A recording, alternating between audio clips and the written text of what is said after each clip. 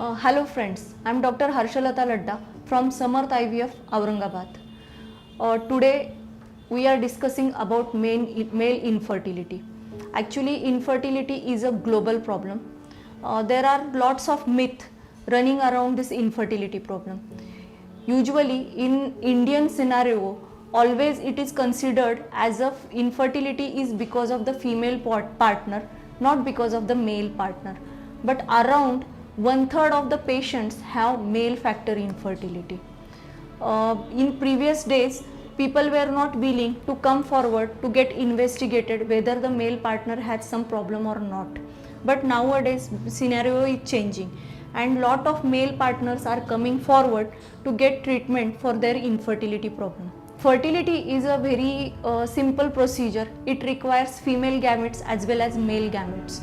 But sometimes complications occur during this procedure because of less sperm count or no sperms in the semen sample of the male partner. That's why when the patient or couple comes to a fertility specialist, we usually advise semen analysis for male partner. Semen analysis is a very important investigatory tool to diagnose male partner infertility.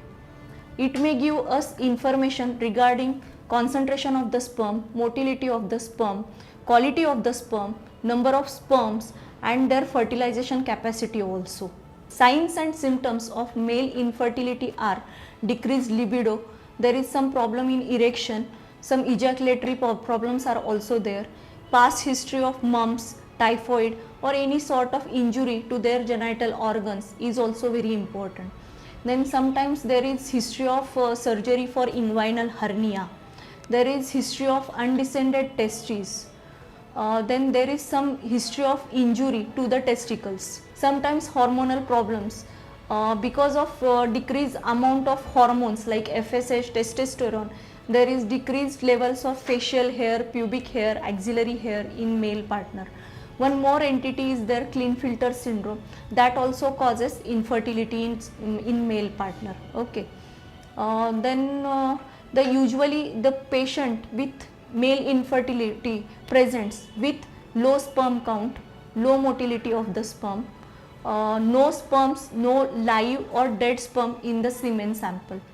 So treatment for each factor is totally different. If the count is low, then we might have to go for IUI, or if it is severely low, then we have to go for IVF also. If there are no sperms at all in the semen sample, then the treatment modalities are different. In few cases, we might have to go for donor IUI, that is donor insemination, and in few cases we can go for ICSI also, that is one type of IVF. Okay. So as I told you, the treatment modalities depends on the count and quantity of the sperm. So semen sample, if sperms are there, then treatment is different. If sperms are not at all there in the semen sample, the treatment will be different.